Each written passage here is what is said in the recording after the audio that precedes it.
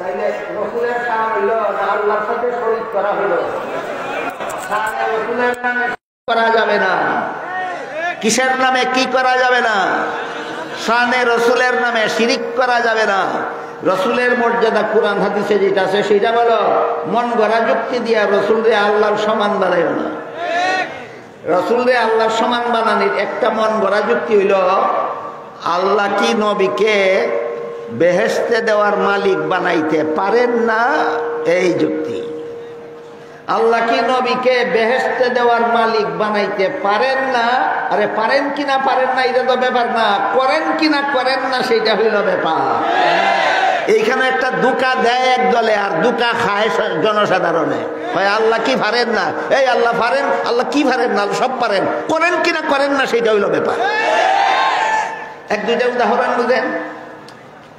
ইবলিস আপনাদের জানা মতে জান্নাতে যাবে না জাহান্নামে যাবে? আল্লাহর কি ক্ষমতা নাই জান্নাতে দেওয়ার? এই জন্য যদি কেউ কয় ইবলিস তো জান্নাতে যাবে, প্রশ্ন করলে কয় আল্লাহ কি পারেন না? এই পারেন নাকি এটা দলিল নাকি? করেন কিনা সেটা দলিল। পারেন কিনা সেটা দলিল না, করেন কিনা সেটা দলিল। কাজে আল্লাহ কি পারেন না এটাই মন গড়া যুক্তি। আল্লাহ কি পারেন না এমন কথা বলে যারা নবীকে এমন গুণে গুণান্বিত করে যে গুণের দ্বারা আল্লাহর সাথে শিরিক হয়, এটা মন গড়া যুক্তির দ্বারা শানে রসুল বোঝাতে চায়। এটা শানে রসুল নয়, নবীকে আল্লাহর শরীকদার বানাবার কুচক্রান্ত ছাড়া আর কিছু নয়। এই জন্য শানে রসুল বিশুদ্ধ হওয়ার জন্য কত শর্ত আছে?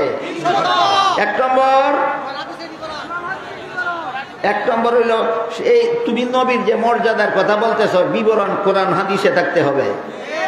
মন গড়া যুক্তি দিলে চলবে না, কোরআন হাদিসে বিবরণ থাকতে হবে। 2 নম্বর, আল্লাহর সাথে শরীক করা যাবে না। 3 নম্বর শর্ত হইল তুমি তোমার নবীর এমন গুণের কথা বলতে হবে যেই গুণ অন্য কারো মধ্যে নাই। এটা 3 নম্বর শর্ত।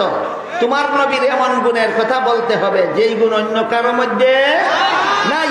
যেমন শানে রসুলের নামে বলে আমাদের নবী বেগুনা, এটা তো অন্য নবীর মধ্যেও আছে। এটা শানে রসুল হইছে না, এটা শানে রসুল হইছে না, এটা শানে আম্বিয়া হইছে। আমি কি আপনাদেরকে বোঝাতে পারলাম? শানে রসুল সহি হওয়ার শর্ত কটা আছে? 3টা। জীবনে কোনোদিন ভুলে যাবেন না, তাহলে আপনাদেরকে শানে রসুলের নামে কেউ ধোঁকা দিতে পারবে না। শানে রসুলের নামে এই সমাজে যথেষ্ট ধোঁকা চলে। শানে রসুলের নামে এই সমাজে যথেষ্ট ধোঁকা চলে। কেন? আমার দেশের সরল মুসলমান নবীর সরল উম্মত শানে রসুলের শর্তগুলি জানে না। এই জন্য যার যেভাবে মনে চায় মন গড়া যুক্তি দিয়ে নবীকে অমুকের সাথে তুলনা করে, অমুকের সাথে তুলনা করে নবীর শান বোঝাতে চায়।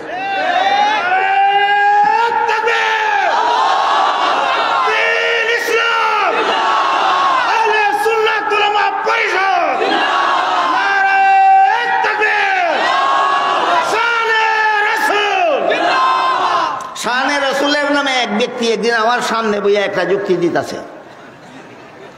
কয়েকটা হুজুর টেলিভিশনের বক্তা কি আমাদের ঘরে ঘরে আসে না? আমি বললাম আসে কিনা আমি এখন বললাম, তুমি কি বলতেছো সেটা বলো। টেলিভিশনের বক্তা তোমাদের ঘরে ঘরে আসে কিনা এই প্রশ্ন আমাকে করবে না, তুমি কি বলতে চাও সেটা বলো। কয় আমি বলতে চাই টেলিভিশনের বক্তা যদি আমাদের ঘরে ঘরে আসতে পারে তাহলে আমার নবীর কি এই শান নাই যে তিনি আমাদের ঘরে ঘরে আসতে পারবেন না কেন? এটা বলতে চাই। 3 স্কেল আত থাকলে এই যুক্তির ভুল আপনারাই বলতে পারবেন। টেলিভিশনের বক্তাও তোমার ঘরে ঘরে আসতে পারে, তোমার নবীও তোমার ঘরে ঘরে আসতে পারে, এই তো যুক্তি। এবার বলো হয়েছে নি শর্ত মতো শানে রসুল? তুই তো বলে তোর নবীর টেলিভিশনের বক্তার সমান বানাইছ। টেলিভিশনের বক্তা যেটা পারে তোর নবী এই দুই পারে। এটা আহলে সুন্নাত ওয়াল জামাতের মতাদর্শ না, এটা আহলে বিদাতের মতাদর্শ। আমার নবীর এমন গুণ যেই গুণ টেলিভিশনের বক্তার মধ্যে থাকবে দূরের কথা, যেই গুণ কোনো ফিরিস্তার মধ্যে থাকবে দূরের কথা, যেই গুণ কোনো নবী রসুলের মধ্যে থাকবে দূরের কথা, আমাদের নবীকে আল্লাহ এমন আলাদা মর্যাদা দান করেছেন যেই মর্যাদা আল্লাহর গোটা সৃষ্ট জগতের কারো মধ্যে না। এমন গুণের বিবরণে কোরআন হাদিস ভরপুর, এমন গুণের বিবরণে কোরআন হাদিস ভরপুর। কি কইছিলাম 2 ঘন্টায় বলে শেষ করা যাবে না মাশাআল্লাহ।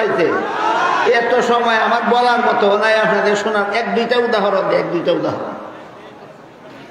আল্লাহ পাক রব্বুল আলামিন আমাদের নবীকে যত আলাদা, এই স্কেল 3টা মনে রাখবেন, স্কেল 3টা, 3 শর্ত লাগবে শানে রসুলের বিবরণ সহি হওয়ার জন্য, শানে রসুলের বিবরণ শুদ্ধ হওয়ার জন্য 3 শর্ত থাকতে হবে, 3 শর্ত থাকতে হবে।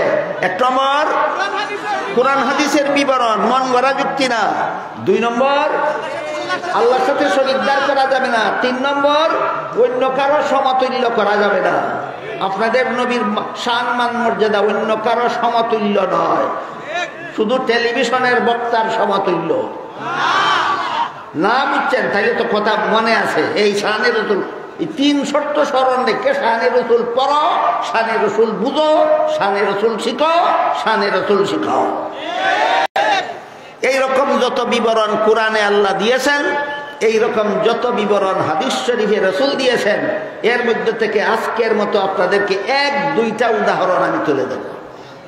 1 নম্বর উদাহরণ হল পবিত্র কোরআনের সূরা আহজাবের 40 নম্বর আয়াতে আল্লাহ বলেন, মা কানা মুহাম্মাদুন আবা আহাদিম মির রিজালিকুম ওয়ালাকির রাসূলুল্লাহি ওয়া খাতামান নাবিয়্যিন।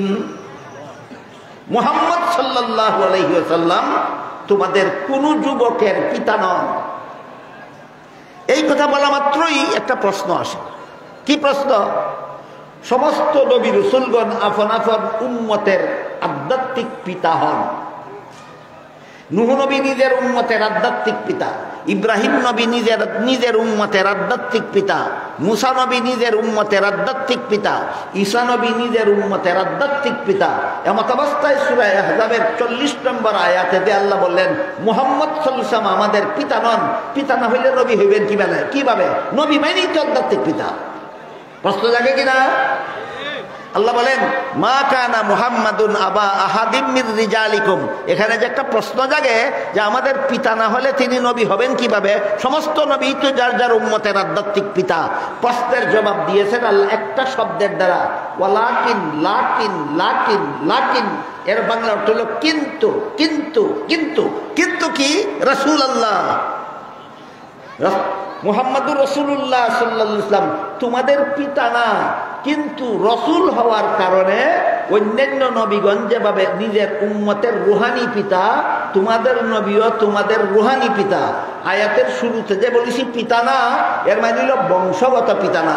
সারমর্ম হইল মুহাম্মদ সাল্লাল্লাহু আলাইহি ওয়াসাল্লাম তোমাদের বংশগত পিতা না, তিনি তোমাদের রুহানি পিতা।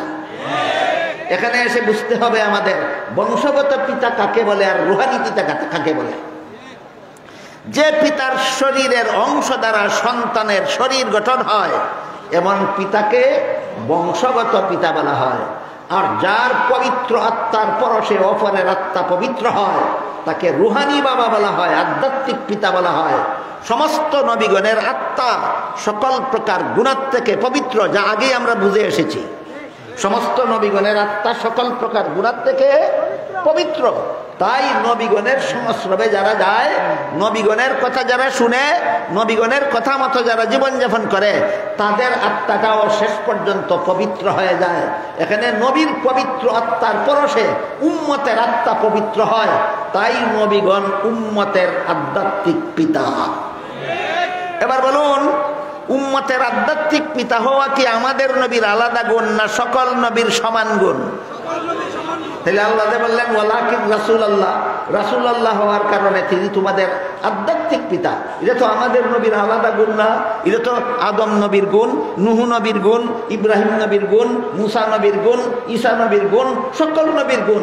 কাজেই আমাদের নবীর আলাদা গুণ কোনটা? এই প্রশ্নের জবাবে আল্লাহ বলেন ওয়া খাতামান নাবিয়্যিন। তোমাদের নবীর আলাদা গুণ হলো খাতামুন নাবিয়্যিন হওয়া।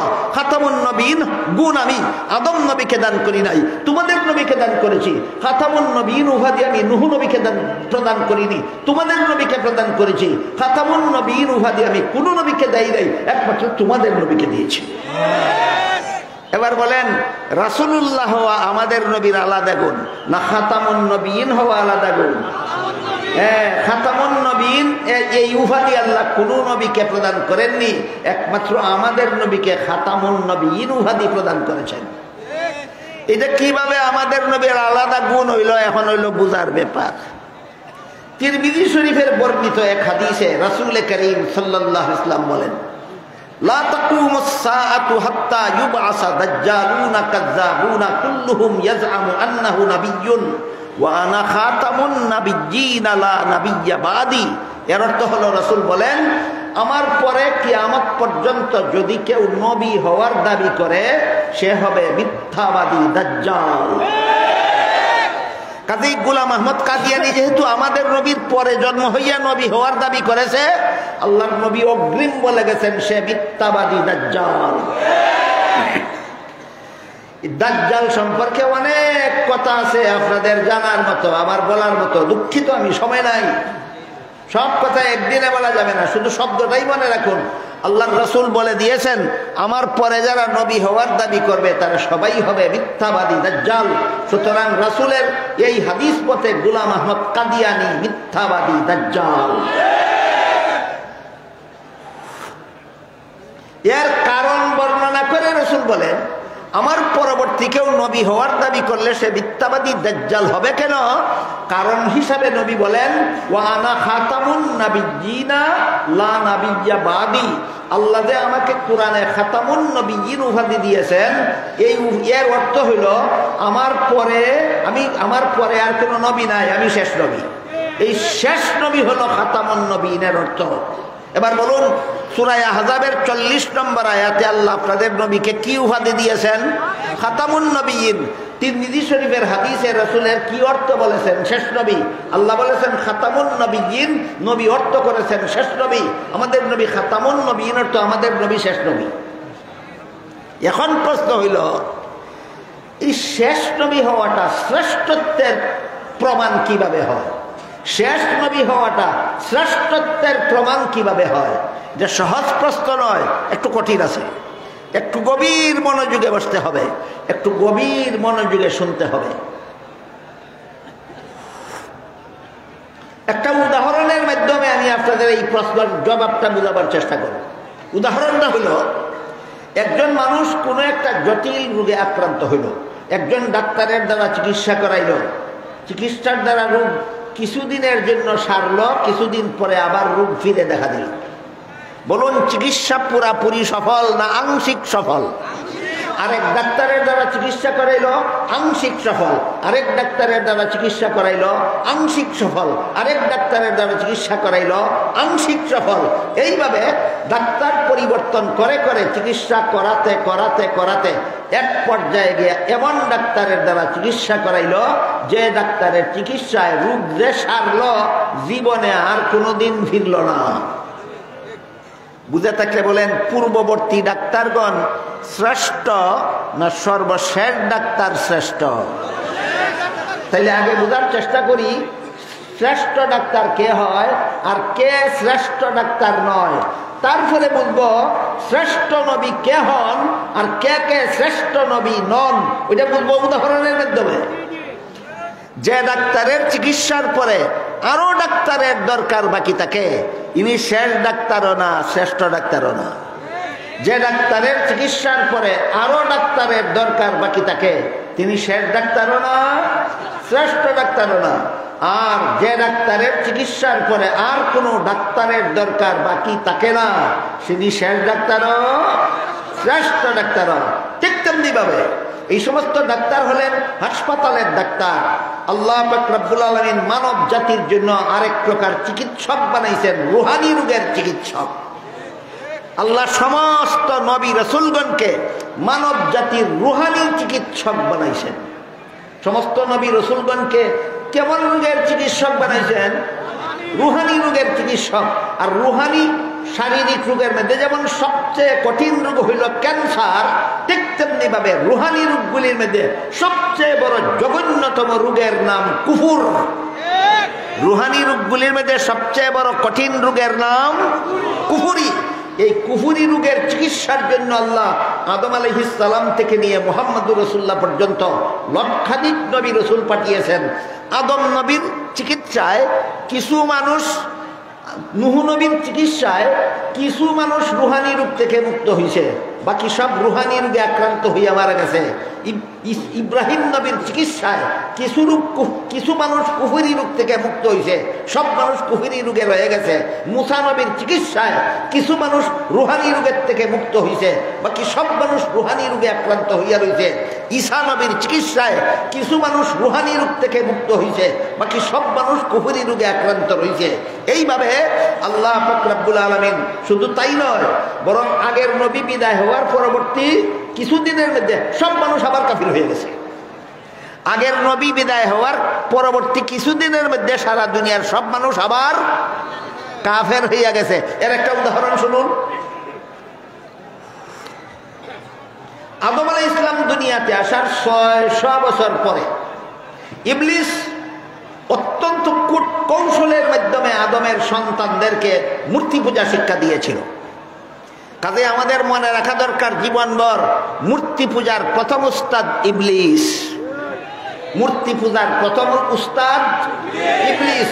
আদম নবী দুনিয়াতে আসার কতদিন পরে আদম সন্তানদেরকে ইবলিস মূর্তি পূজা শিক্ষা দিয়েছিল?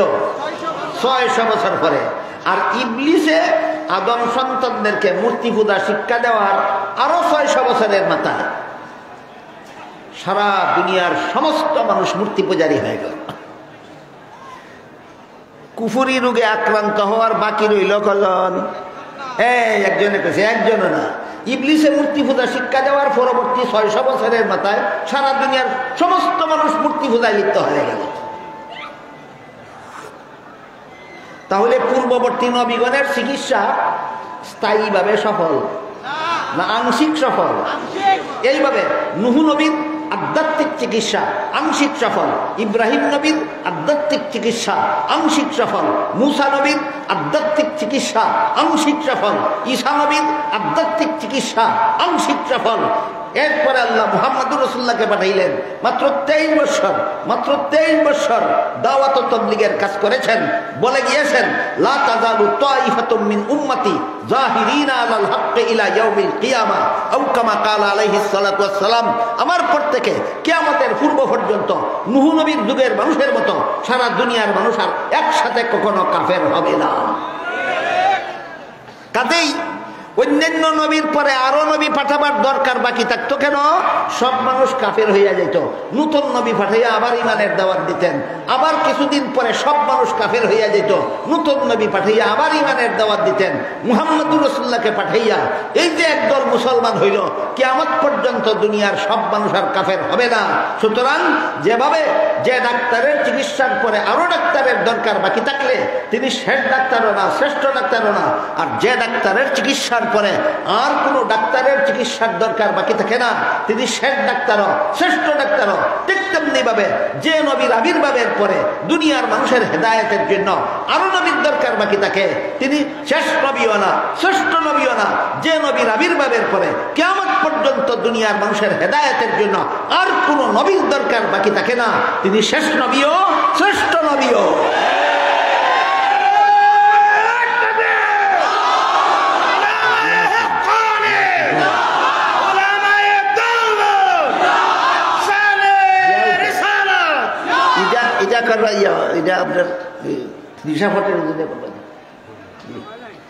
স্লোগান কে দেয় স্টেজ থেকে?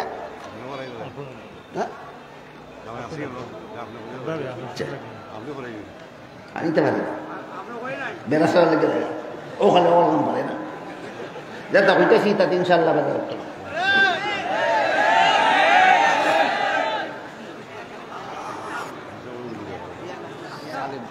তাইলে এবার বলেন, খাতামুন নবিয়্যিন হওয়া কোন কোন নবীর গুণ?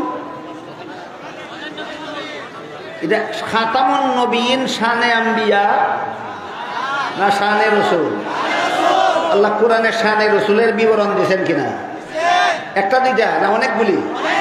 এর মধ্যে একটা বিবরণ কি? খাতামুন নবিয়্যিন। আল্লাহ কোরআনে শানে রসুলের যত বিবরণ দিয়েছেন, যত আয়াত নাযিল করেছেন, যত শব্দ উল্লেখ করেছেন, এর মধ্যে আমাদের নবীর আলাদা শান মান মর্যাদা সম্বলিত একটি মাত্র শব্দ হলো খাতামুন নবিয়্যিন।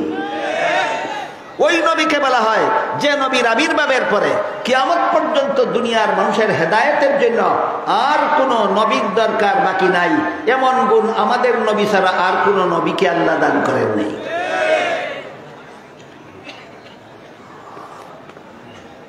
দুই নম্বর, শানে রসুলের এক নম্বর উদাহরণ গেল খাতামুন নবিয়্যিন। শানে রসুলের এক নম্বর উদাহরণ গেল খাতামুন নবিয়্যিন। দুই নম্বর উদাহরণ হইল ইমামুল মুরসালিন। বলুন, ইমামুল মুরসালিন। তার বিবরণ হইল হাদিস শরীফে উল্লেখ আছে, অনেক লম্বা হাদিস।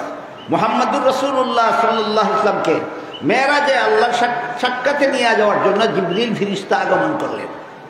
গতকালকে আপনাদের কে যেন একটা প্রশ্ন পাঠাইছিলেন যে আল্লাহ যদি হাজির নাজির হয়ে থাকেন তাহলে তো আল্লাহ সবখানে আছেন, মেরাজের রাত্রে নবী আরশে গেলেন কেন? জমিনেই তো আল্লাহর সাথে সাক্ষাৎ করে কথাবার্তা বলতে পারতেন। এই যে একটা প্রশ্ন, আমি প্রশ্নের জবাব দেওয়ার আগে বলতে চাই, আল্লাহ হাজির নাজির হইলে যদি জমিনেই আল্লাহর সাথে সাক্ষাৎ করা যায়, আরশ আসমানের উপরে নেওয়ার কোনো দরকার থাকে না।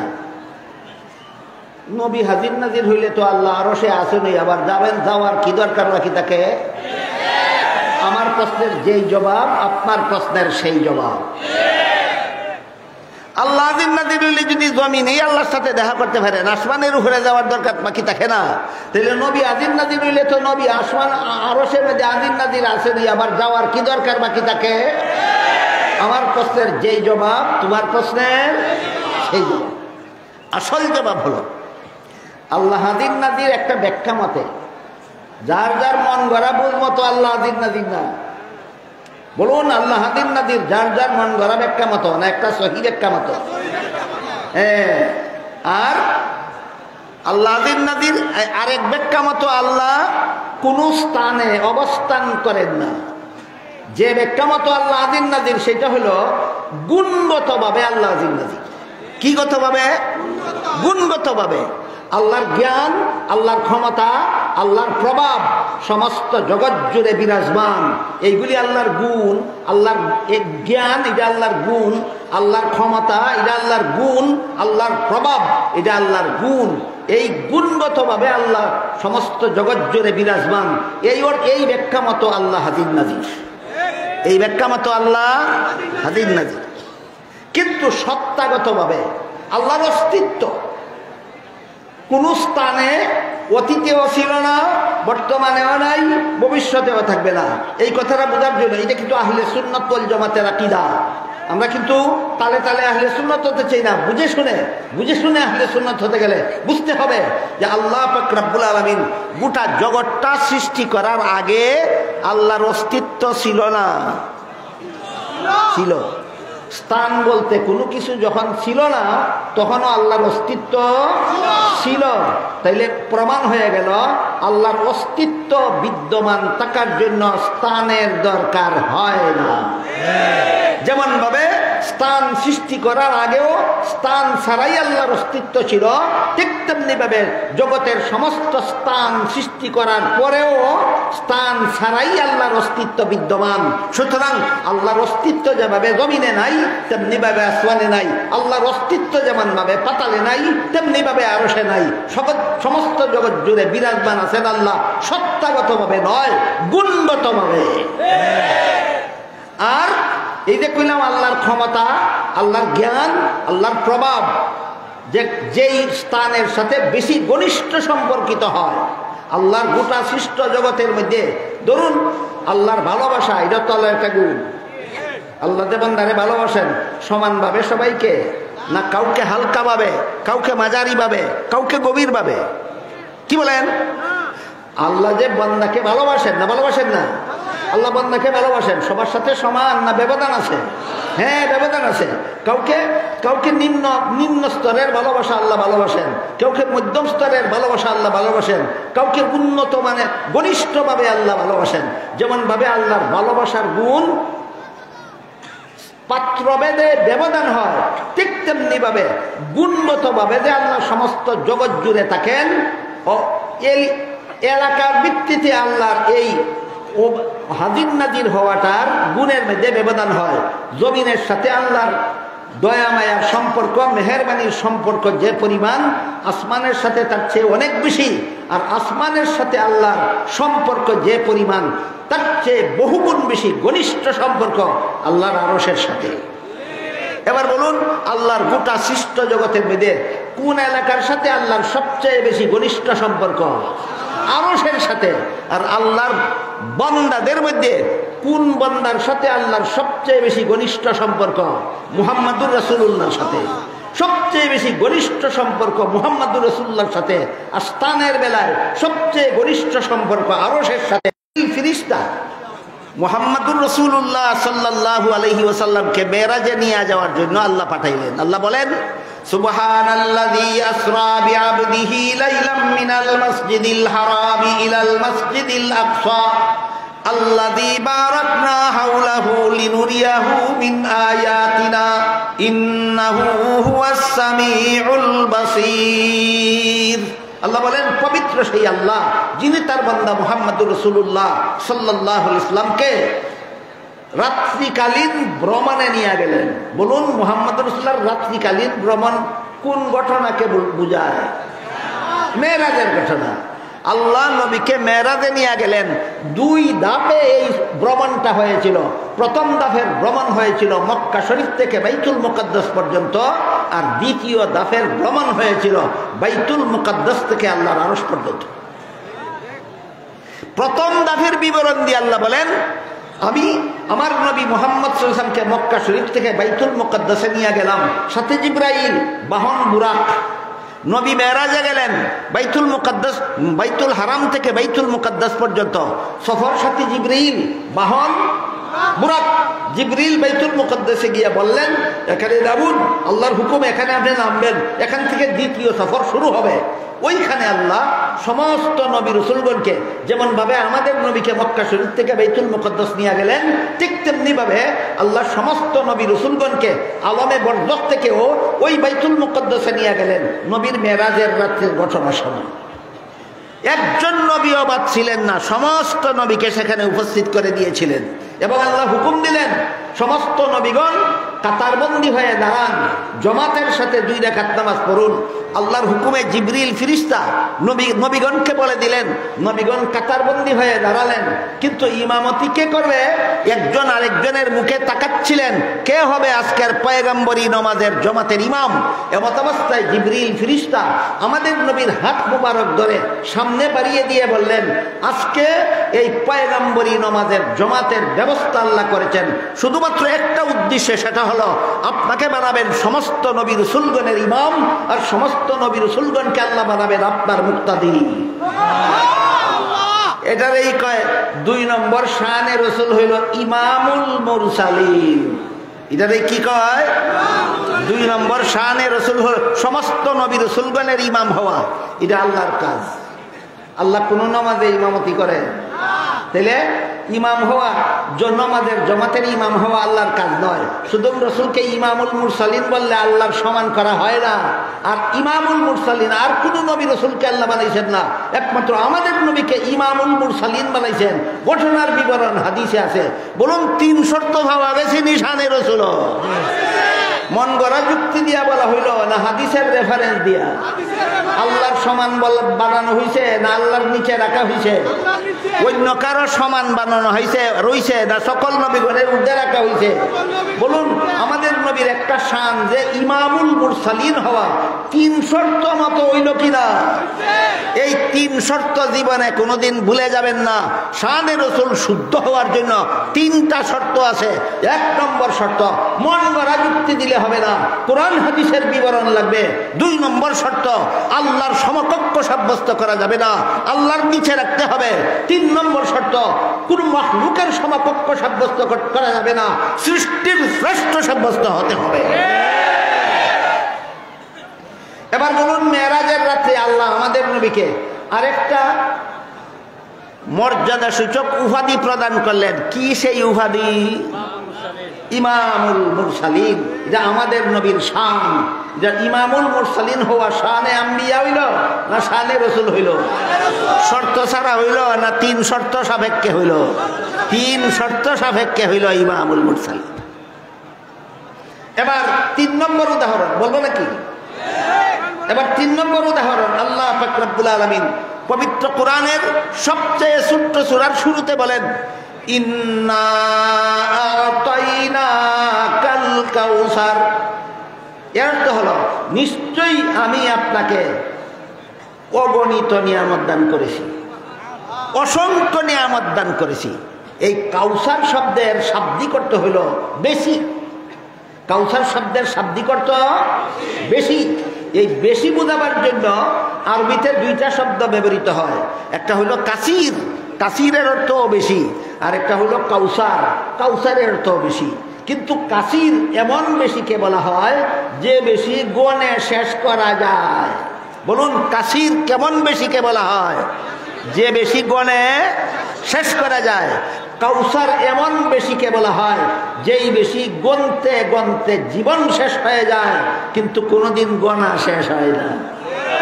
এবার বলেন, সূরা কাউসারের শুরুতে আল্লাহ আমাদের নবীকে কি বলেছেন? ইন্না আতাইনাকাল কাসির না কাউসার? তাহলে আয়াতের অর্থ কি দাঁড়াবে? হে মুহাম্মদুর রাসূলুল্লাহ সাল্লাল্লাহু আলাইহি ওয়াসাল্লাম, আপনাকে আমি এমন বেশি দেওয়া দিছি যেই বেশি কেউ গণে শেষ করতে পারবে না কখনো। এই বেশি জিনিসটা কি? এই বেশি জিনিসটা কি? এই প্রশ্নের জবাবে মুফাসসিরিনে কেরাম অনেক কিছু লিখেছেন। কেউ লিখেছেন 5টা নিয়ামত, কেউ লিখেছেন 18টা নিয়ামত, কেউ লিখেছেন 36টা নিয়ামত।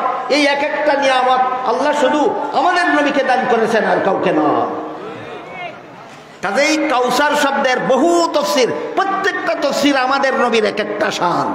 কাউসার শব্দের অনেকগুলি তাফসীর আছে, প্রত্যেকটা তাফসীর শানে আম্বিয়া নয়। কাউসার শব্দের প্রত্যেকটা তাফসীর শানে রাসূল। কাউসার শব্দের প্রত্যেকটা তাফসীর শানে রাসূল। এর মধ্যে আপাতত একটা তাফসীর শোনাই। কাউসার শব্দের একটা তাফসীর হলো, আপনাকে আমি অসংখ্য অগণিত গণে শেষ করার মতো নয় এমন পরিমাণ রুহানি সন্তান উম্মত দান করেছি। আপনাকে এমন উম্মত দিছি যে উম্মতের সংখ্যা কেউ গণে শেষ করতে পারবে না। আর এই সমস্ত উম্মত আপনার রুহানি সন্তান। কেন আল্লাহ সূরা নাজিল করেছিলেন? নাজিল করেছিলেন একটা বিশেষ ঘটনা আছে। আল্লাহ আমাদের নবীকে অনেক ছেলে সন্তানও দান করেছিলেন, অনেক মেয়ে সন্তানও দান করেছিলেন, কিন্তু ছেলে সন্তানগণ শিশুকালেই ইন্তেকাল করেছিলেন। আমাদের নবীর ছেলে সন্তানগণ শিশুকালেই ইন্তেকাল করেছিলেন। মেয়ে সন্তানরা বয়স্ক হয়েছিলেন, বিয়া শাদী হয়েছে, তাদের আওলাদ বর্তমানেও দুনিয়াতে আছে, কিয়ামত পর্যন্তও থাকবে। কিন্তু আমাদের নবীর ছেলেগণ বিয়ার বয়স হওয়ার আগেই, সাবালক হওয়ার আগেই আল্লাহ তাদেরকে মৃত্যু দান করেছেন। এই সমস্ত ছেলেদের মৃত্যুবরণ করার কারণে আবু জাহাল, আবু লাহাব, আস ইবনে ওয়াইল, এই সমস্ত মক্কার মূর্তি পূজারী কাফিরদের বড় বড় নেতারা বলতে লাগলো, মুহাম্মদ আটকুরা। আটকুরা বলার যুক্তি, ছেলে বাঁচে না। যার ছেলে বাঁচে না তার বংশ রক্ষার কোনো উপায় নাই, তার সুনাম দুনিয়াতে থাকবে না। যেই লোকটার ছেলে নাই, এর দুনিয়ার থেকে মারা গেলে পরে দুনিয়ার থেকে তার সুনাম চিরকালের জন্য বিদায় হয়ে যাবে। এমন লোকরে পরিভাষাগতভাবে আটকুরা বলা হয়। আমাদের ভাষায় বলি আটকুরা, কোরআনের ভাষায় বলে আবতার। কোরআনের ভাষায় বলে আবতার। আবু জাহাল আমাদের নবীর ছেলেগণ শিশুকালে মারা যাওয়ার কারণে আবতার বলে গালি দিতে লাগলো, আটকুরা বলে গালি দিতে লাগলো। আবু লাহাব আমাদের নবীর ছেলেগণ শিশুকালে মারা যাওয়ার কারণে আটকুরা বলে গালি দিতে লাগলো। আস ইবনে ওয়াইল এবং তাদের দলবল আমাদের নবীর ছেলেদের শিশুকালে মারা যাওয়ার কারণে আটকুরা বলে গালি দিতে লাগলো। এর প্রতিবাদে আল্লাহ সূরা কাউসার নাযিল করে নবীকে সান্ত্বনা দিয়ে বলেন, ইন্না আতাইনাকাল কাউসার, আপনার মাত্র 4টা ছেলেকে আমি, বংশগত ছেলেকে আমি শিশুকালে মরণ দিয়েছি বিশাল বিশাল কৌশলগত কারণে। ও কারণেই না, অনেক কৌশলগত কারণে। আপনারা যদি ধৈর্য ধরে শুনেন, অন্তত একটা কৌশল বলি, একটা কৌশল বলি। যদি আমাদের নবীর একজন ছেলেও বয়স্ক হইতেন, সাবালক হইতেন, 40 বছর বেঁচে থাকতেন, প্রশ্ন দাঁড়াইতো তিনি নবী হইয়া বাঁচবেন না উম্মত হইয়া বাঁচবেন? আমাদের নবী যদি বেঁচে থাকতেন, আমাদের নবীর একটা ছেলে যদি বেঁচে থাকতো, প্রশ্ন দাঁড়াইতো এই ছেলেটা নবী হইব না উম্মত হইব। যদি বলেন উম্মত হইব, তাইলে আমাদের নবীর ছেলের মর্যাদা অন্য নবীর ছেলের চেয়ে কমে যায়। কারণ ইব্রাহিম ইসলাম নবী, তার ছেলেও নবী। ইসহাক আল ইসলাম নবী, তার ছেলেও নবী। ইয়াকুব আল ইসলাম নবী, তার ছেলেও নবী। অন্যান্য নবীর বেলা দেখা যায় বাপ নবী, ছেলেও নবী। আর আমাদের নবীর ছেলে যদি বাসে নবী না হয়, তাহলে আমাদের নবীর ছেলে নবী হয় না। কাজেই আমাদের নবীর ছেলের মর্যাদা অন্য নবীর ছেলের থেকে কম হয়। কাজেই উম্মত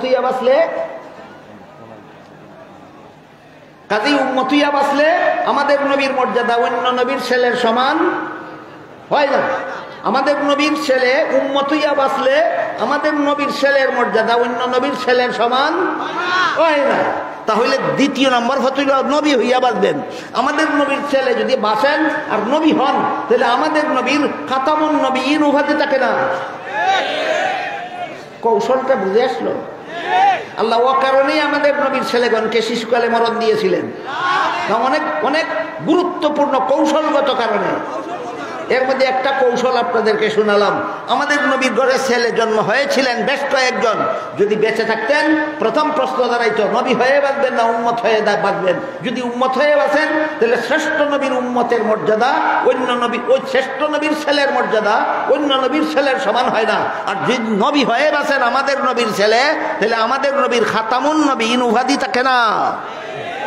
উভয় সংকট নিরসন করে দিয়েছেন আল্লাহ আমাদের নবীর ছেলেগণকে শিশুকালে মরণ দেওয়ার মাধ্যমে।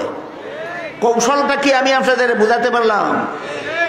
এই ধরনের বেশ কিছু কৌশলগত কারণে আল্লাহ আমাদের নবীর ছেলেগণকে শিশুকালে মরণ দেওয়ার উসিলায় আবু জাহালের দলবল, আবু লাহাবের দলবল, আস ইবনে ওয়াইলের দলবল আমাদের নবীকে আটকুরা বলে গালি দেওয়া শুরু করলো। ছেলে বাঁচে না, তারপরে তার সুনাম দুনিয়াতে রক্ষা করার কেউ নাই। আল্লাহ পাক রব্বুল আলামিন এদের গালির প্রতিবাদে আমাদের নবীর এই জখম, আমাদের নবীর এই আহত অন্তরকে সান্ত্বনা দিয়া সূরা কাউসার নাজিল করে বলেন, ইন্না আতাইনা কাল কাউসার।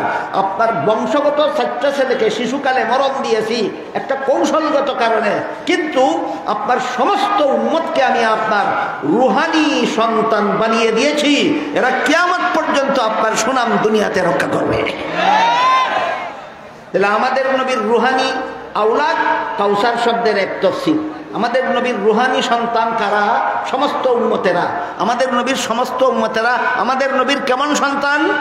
রুহানি সন্তান। কদম গনিয়া কোনোদিন শেষ করা যাবে না, গণ্যা শেষ করা যাবে না। তাহলে কাউসার শব্দের অর্থ যে এমন নিয়ামত যা গুণে, এমন বেশি নিয়ামত যা গুণে শেষ করা যায় না। 1 নম্বর তাফসীরে সেই অর্থ পাওয়া গেল কিনা? অর্থ পাওয়া গেল। 4 জন বংশগত ছেলেকে মরণ দিয়েছি, আর এত বেশি রুহানি ছেলে আপনাকে দান করেছি যাদের সংখ্যা কিয়ামত পর্যন্ত কেউ গানে শেষ করতে পারবে না। এত বিপুল পরিমাণ উম্মত একমাত্র আপনাকে দিয়েছি, আর কোনো নবীকে দান করিনি। তাহলে এইটা কি শানে আম্বিয়া হইল না শানে রসুল হইল? এর একটা আদমশুমারি রিপোর্ট আপনাদেরকে বলি। আদমশুমারি রিপোর্ট যার দ্বারা আপনার সুস্পষ্টভাবে বুঝতে পারেন যে রুহানি আওলাদের সংখ্যা বেশি হওয়া আমাদের নবীর শানে রসুল কেমনে হয়, আলাদা মর্যাদা কেমনে হয়। শেষ বিচারের দিন জান্নাতীরা জান্নাতে চলে যাওয়ার পর, সমস্ত জাহান্নামীরা জাহান্নামে চলে যাওয়ার পর জান্নাতে একটা আদমশুমারি হবে, মানুষের মাতাগন্তি। আমাদের আঞ্চলিক ভাষায় কয় মাতাগন্তি, মাতাগন্তি। বাংলা ভাষায় কয় আদমশুমারি। জান্নাতের আদমশুমারিতে দেখা যাবে সমস্ত জান্নাতীদের 3 ভাগের 1 ভাগ জান্নাতি অন্যান্য সকল নবীর উম্মত, আর 3 ভাগের 2 ভাগ জান্নাতি হবে একা মুহাম্মদুর রাসূলুল্লাহর উম্মত। অন্যান্য নবীর উম্মত সমস্ত জান্নাতীদের কত ভাগের কত ভাগ? আর একা মুহাম্মদুর রাসূলুল্লাহর উম্মত সমস্ত জান্নাতীদের কত ভাগের কত ভাগ? 3 ভাগের 2 ভাগ জান্নাতি একা মুহাম্মদুর রাসূলুল্লাহর উম্মত। এই জন্য আল্লাহ বলেন ইন্না আতাইনা কাল কাউসার। এর একটা মাত্র ব্যাখ্যা হলো আপনাকে অসংখ্য অগণিত রুহানি আওলাদ মুসলমান উম্মত দান করেছি যাদের সংখ্যা জীবনে কেউ গণে শেষ করতে পারবে না। আপনার কিয়ামত পর্যন্ত দুনিয়াতে আপনার সুনাম রক্ষার জন্য বংশগত ছেলের দরকার হবে না। এই সমস্ত রুহানি আওলাদ মুসলমান উম্মতকে আমি যথেষ্ট করে দিয়েছি। কিয়ামত পর্যন্ত আহলে সুন্নাত ওয়াল জামাতের মুসলমানেরা আপনার সুনাম দুনিয়াতে রক্ষা করবে। আপনাদের নবীর উম্মতের সংখ্যায় আর অন্য নবীর উম্মতের সংখ্যায় যেন একটু তুলনামূলক পার্থক্য আমরা বুঝতে পারি, এই জন্য নূহ নবীর উম্মতের সম্পর্কে একটু আলোচনা করি। হযরত আগেই বলেছি, হযরত নূহ আলাইহিস সালামকে আল্লাহ দুনিয়াতে তখন পাঠাইছিলেন যখন সারা দুনিয়ার সমস্ত মানুষ মূর্তি পূজায় লিপ্ত ছিল। মনে আছে কথা?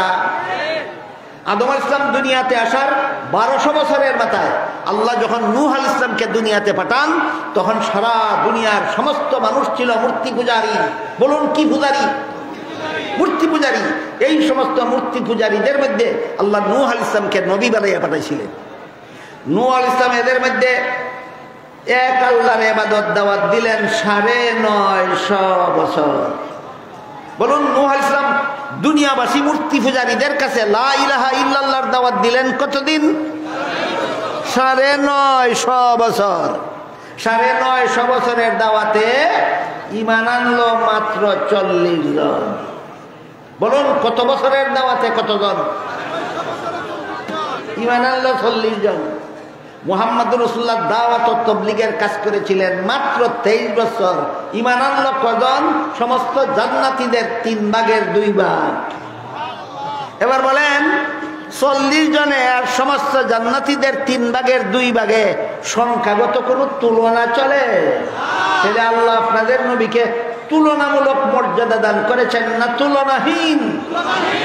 ইন্নাল্লাহা ফাদ্দালানি আলাল আম্বিয়া, আল্লাহ আমাকে সমস্ত নবী রাসূলগণের উপর শ্রেষ্ঠত্ব দান করেছেন, তুলনীয় নয়, অতুলনীয়। 950 বছরের দাওয়াতে ঈমান আনলো 40 জন। এই 40 জন ঈমানদার উম্মত নিয়েই নূহ নবী হাশরের মাঠে দাঁড়াবেন। বলুন নূহ নবী হাশরের মাঠে কতজন ঈমানদার উম্মত নিয়ে দাঁড়াবেন? মাত্র 40 জন ঈমানদার উম্মত নিয়ে হাশরের মাঠে নূহ নবী দাঁড়াবেন। আর আমাদের নবী, আপনাদের নবী, এবার শুনুন, এক হাদিসে রাসূল বলেন আল্লাহ আমাকে বলে দিয়েছেন আমার 70,000 উম্মতকে আল্লাহ বিনা হিসাবে জান্নাতে দেবেন। কতজন? কতজন? নূহ নবীর সর্বমোট উম্মতই 40 জন, আর আপনাদের নবীর শুধু বিনা হিসাবে জান্নাতি উম্মত 70,000। এই কথা বলা মাত্রই হযরত ওমর ফারুক রাদিয়াল্লাহু তাআলা আনহু প্রশ্ন করে বসলেন, ওগো আল্লাহর রাসূল, আপনার 70,000 উম্মতকে আল্লাহ বিনা হিসাবে জান্নাতে দিবেন, যা আল্লাহর পক্ষ থেকে বলেছেন। আপনি কেন সুপারিশ করলেন না সংখ্যাটা আরো বাড়িয়ে দেওয়ার জন্য? প্রশ্ন কার? উমরের। আর সংখ্যাটা আরো বাড়িয়ে দেওয়ার জন্য প্রশ্ন করলেন না কেন? রাসূল উমরের প্রশ্নের জবাবে বলেন আমি সাথে সাথেই আল্লাহকে বলেছি, আল্লাহ দয়া করে আমার বিনা হিসাবে জান্নাতি উম্মতের সংখ্যাটা আরো বাড়িয়ে দিন। উমর বলেন তাহলে অনুরোধ করে আল্লাহর কাছে কি পাইলেন সেটা বলুন। রাসূল বলেন অনুরোধ করার পরে আমার অনুরোধের কারণে আল্লাহ বলেছেন আমি যে বলছিলাম 70,000, এই 70,000-এর প্রতি হাজারের সাথে আপনার সুপারিশের কারণে আরো 70,000, আরো 70,000, আরো 70,000 করে আপনার উম্মতকে বিনা হিসাবে জান্নাতে দিন। এটা হইল শানে আম্বিয়া। তাহলে আপনাদেরকে শানে আম্বিয়া শানে রাসূলের পার্থক্য বুঝাতে পেরেছি? এবার বলেন আপনাদের নবীর বিনা হিসাবে জান্নাতি উম্মতের সংখ্যা হবে 70,000 যোগ 70,000 না 70,000 পূরণ 70,000 সমান 490 কোটি। আপনাদের নবীর 490 কোটি উম্মতকে আল্লাহ বিনা হিসাবে জান্নাতে দিবেন। আপনারা ধৈর্যের সাথে শুনলে আমি কয়েক মিনিটে বোঝাবার চেষ্টা করব এই 490 কোটিদের তালিকায় আপনাদের কার কার নাম আছে নাকি কারো নাম নাই। যদি কার কার নাম আছে নাকি নাই এটা বুঝতেছিলে কয়েক মিনিট ধৈর্য ধরতে হবে। আল্লাহ বিভিন্ন ক্যাটাগরিতে মুহাম্মদুর রাসূলুল্লাহ উম্মতকে বিনা হিসাবে জান্নাতে দিবেন। এর মধ্যে একটা ক্যাটাগরি হলো যারা অতীত জীবনে গুনাহ করেছিল কিন্তু শেষ জীবনে জাহান্নামের শাস্তির ভয়ে যথারীতি তওবা করে গুনাহ থেকে ফিরে এসেছে, এরপরে আর কোনো গুনাহ করলো না, এই অবস্থায় মরণ করলো, এই লোকটাও 490 কোটির তালিকাভুক্ত হবে। কথা বুঝতে পেরেছেন? এই মর্মেই হাদিস শরীফে রাসূল করিম সাল্লাল্লাহু আলাইহি ওয়াসাল্লাম বলেছেন, আত-তাইবু মিনাজ যামবি কামাল্লা যামবা লাহু, যেই ব্যক্তি যথারীতি গুনাহ থেকে তওবা করে ফিরে আসে, আল্লাহ পাক রব্বুল আলামিন তার আমলনামার সবগুলি গুনাহ মুছে ফেলেন, একটা গুনাহ আর তার আমলনামায় হাসরের মাঠে থাকবে না, শুধু যার লেখা থাকবে সওয়াবই থাকবে। সুতরাং হাসরের মাঠে যার আমলনামায় সওয়াব ছাড়া কোনো গুনাহ খুঁজে পাওয়া যাবে না, এরা সবাই হবে বিনা হিসাবে জান্নাতি। এবার বলেন, আপনারা যারা এখানে বসা আছেন, আপনাদের নাম কি 490 কোটির তালিকাভুক্ত করার পথ আছে? কি পথ? তওবা করে সব গুনাহ ছেড়ে দিয়ে এই অবস্থায় মরণ করা, তওবা করে সব গুনাহ ছেড়ে দিয়ে এই অবস্থায় মরণ করা। আল্লাহ যেন আপনাদের সবাইকে, আপনাদের সাথে আমাকেও এই সৌভাগ্য যেন দান করে। অনেকে বলে যে কিয়ামতের দিন নবী হবেন আমাদের সুপারিশগার। ঠিক আছে, এই ব্যাপারে কালকে কম বেশি আলোচনা হয়েছে। কিয়ামতের দিন নবী হবেন আমাদের জন্য সুপারিশগার। এই সুপারিশের বিভিন্ন ব্যাখ্যা আছে, বিভিন্ন স্তর আছে, বিভিন্ন পর্যায় আছে, বিভিন্ন শর্ত সারাইত আছে, বিস্তারিত আলোচনা, সেদিকে আজকে যাব না। কিন্তু আমি আজকে যেই কথাটা বলতে চাই, আপনাদের নবী শুধু কিয়ামতের দিন আপনাদের পক্ষে সুপারিশগার হবেন না, দুনিয়ার থেকে বিদায় হওয়ার আগে আপনাদের নবীর সুপারিশে 490 কোটি উম্মত জান্নাতে যাওয়া নিশ্চিত করা হয়েছে। শুধু নবী সুপারিশ ভবিষ্যতে করবেন না, অতীতেও করে গেছেন, অতীতেও করে গেছেন।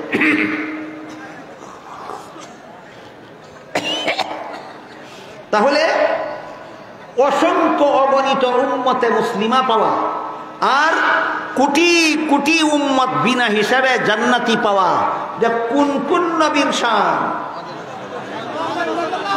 এইগুলি হইল শানে আম্বিয়া নয়, এগুলি হইল শানে রাসূল, এগুলি হইল শানে রাসূল।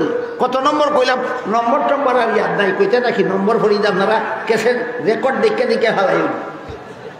আরেক দিনের ঘটনা করি, একবার একটা বিশেষ কারণবশত আল্লাহ আমাদের নবীর কাছে ওহী নাজিল করা বন্ধ রেখেছিলেন। কোন তফসিরের বিবরণ মতো 15 দিন, কোন তফসিরের বিবরণ মতো 40 দিন। বিশেষ একটা কারণে আমাদের নবীর কাছে আল্লাহ ওহী নাজিল করা বন্ধ রেখেছিলেন। ওহী নাজিল বন্ধ দেখে আবু লাহাবের বউয়ের নাম ছিল উম্মে জামিল। আবু লাহাবের বউয়ের নাম ছিল উম্মে জামিল। আবু লাহাবের বউ নবীর আপন চাচি, আবু লাহাব চাচা আর বউ চাচি। আবু লাহাবের বউ নবীর চাচি উম্মে জামিলে নবীকে তিরস্কার করতে লাগলো, বলতে লাগলো, ও মুহাম্মদ, তোমার সাথে যেমন তোমার খোদার ডিসকানেকশন হয়ে গেল, সম্পর্ক ছিন্ন হয়ে গেল, তোমার খোদা যেমন তোমার ছেড়ে দিল। এই সমস্ত কথা বলে আবু লাহাবের বউয়ে নবীরে দীর্ঘ কমপক্ষে 15 দিন পর্যন্ত তিরস্কার করছে। আবু লাহাবের বউয়ের তিরস্কারের কারণে নবীর মনের দুঃখের আর সীমা রইল না। নবীর কাছে সূরা দুহা নাজিল করেন। কোন সূরা? সূরা দুহা নাজিল করে আল্লাহ বলেন, ওয়াদ-দুহা ওয়াল-লাইলি ইযা সাজা মা ওয়াদ্দাআকা রাব্বুকা ওয়া মা ক্বালা ওয়ালাল আখিরাতু খায়রুল লাকা মিনাল উলা ওয়ালা সাওফা ইউতিকা রাব্বুকা ফাতারদা। কতগুলি কসম খাইয়া আল্লাহ বলেন, হে আমার নবী, আবু লাহাবের বউয়ের তিরস্কারে আপনার মন বড় বেটা, আপনাকে আমি এমন দেব মনটা খুশি করে দেব। আবু লাহাবের বউয়ের তিরস্কারে নবীর মনে ব্যথা পাইছিলেন, আল্লাহ সূরা দুহা নাযিল করে বলেন, আপনার ব্যতীত মনকে সন্তুষ্ট করে দেব, আপনার মনটাকে খুশি করে দেব। এই কথা যখন আল্লাহ বললেন যে আপনার মনটাকে আমি খুশি করে দেব, তখন সাথে সাথে আমাদের নবী, আপনাদের নবী আল্লাহকে বললেন, আল্লাহ, গুনার কারণে আমার যত উম্মত জাহান্নামে যাবে, গুনার কারণে আমার যত উম্মত জাহান্নামে যাবে, যতদিন পর্যন্ত মনটা আমার খুশি হবেই না। আরেকটা সুপারিশ মঞ্জুর করে গেছেন কিনা? আরেকটা সুপারিশ নবী শুধু আখিরাতে সুপারিশ করবেন না, দুনিয়াতে থাকাকালে অনেক সুপারিশ মঞ্জুর করাইয়া গেছে। হ্যাঁ, দুনিয়াতে থাকাকালে অনেক সুপারিশ মঞ্জুর করে গেছেন। এর মধ্যে এক সুপারিশ হইল 490 কোটি উম্মতকে আল্লাহ আমাদের নবীর বিনা হিসেবে জান্নাতে দিয়া দিবেন আমাদের নবীর সুপারিশের কারণে। 2 নম্বর হলো আমাদের নবীর সুপারিশের কারণে আল্লাহ পাক রব্বুল আলামিন নবীর সাথে পাকাপাক্কি কন্ট্যাক্ট হয়ে গেছে যে নবীর মনটা খুশি করতে হলে যত গুনাহগার উম্মত জাহান্নামে যাবে সবগুলি গুনাহগার জাহান্নামী উম্মতকে জাহান্নাম থেকে উদ্ধার করে জান্নাতে না পৌঁছানো পর্যন্ত নবীর সাথে সাথে আল্লাহকে বলে দিয়েছেন আমার ব্যতীত হৃদয় কোনোদিন খুশি হবে না যতদিন পর্যন্ত আমার গুনাহগার উম্মতকে জাহান্নাম থেকে উদ্ধার করা হবে না।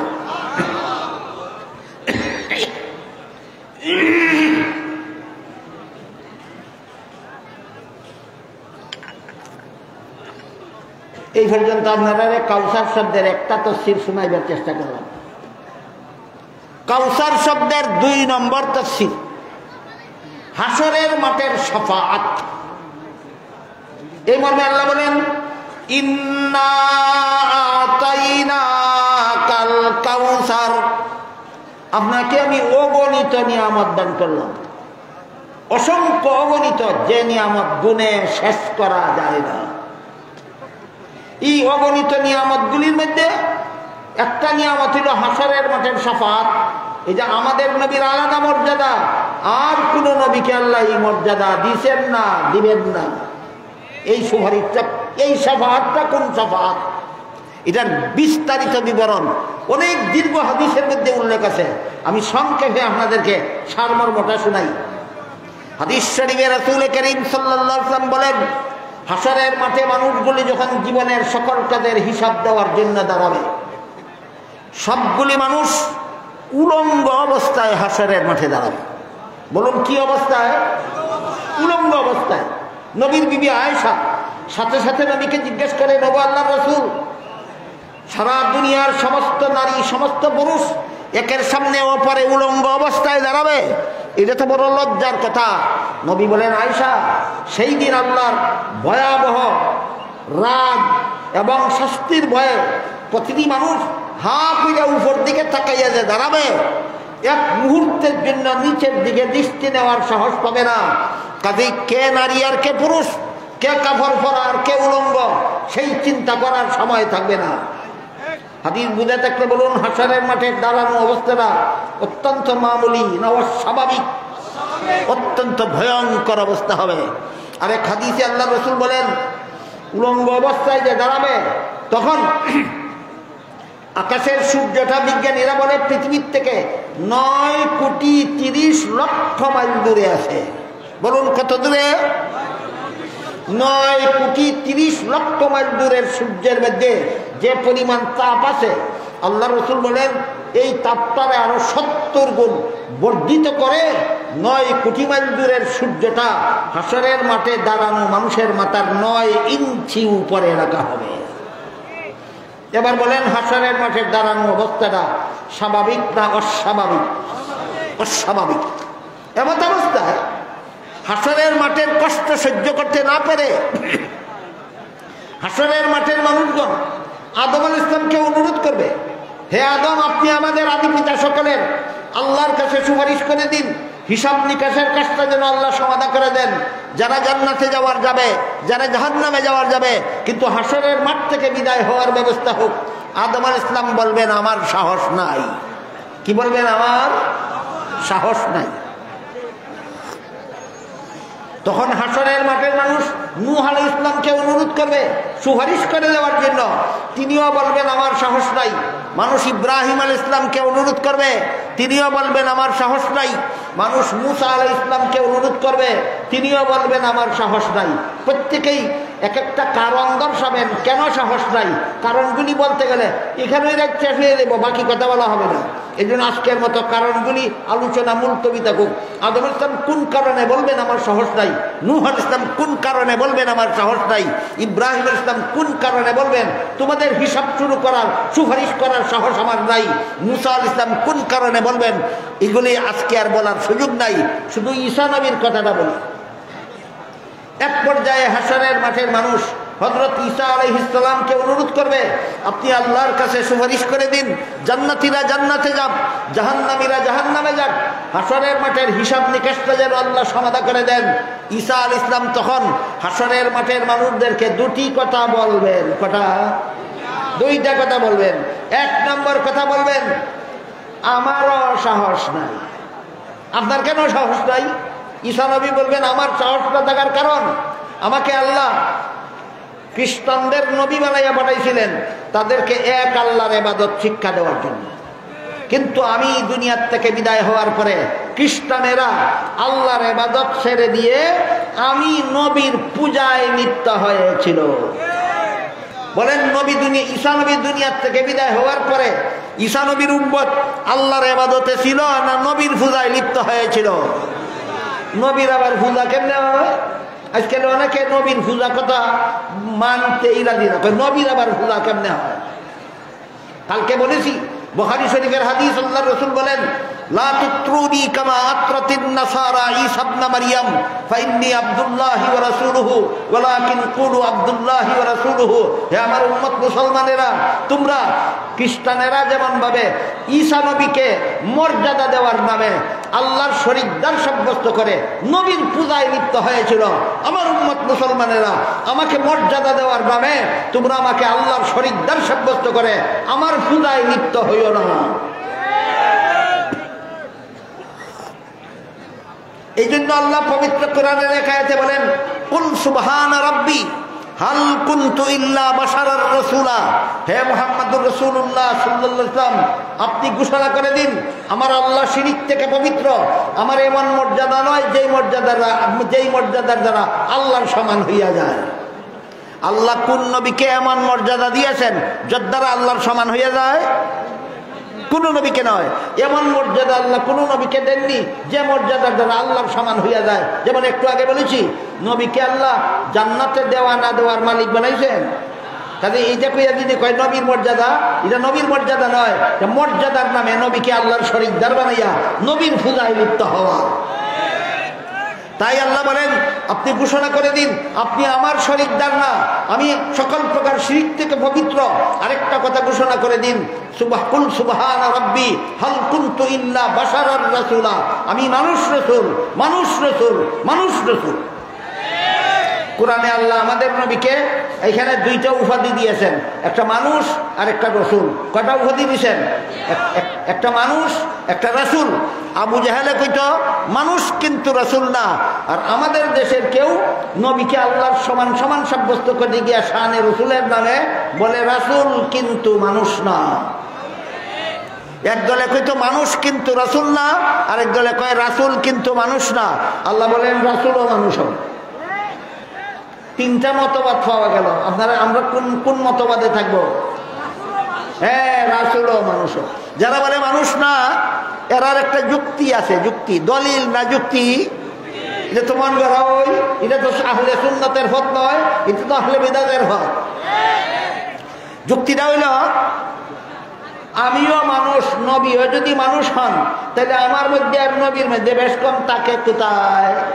এই হইল যুক্তি। আমিও মানুষ, নবীও যদি মানুষ হন, তাহলে আমার মধ্যে আর নবীর মধ্যে বেশ কম তাকে কোথায়?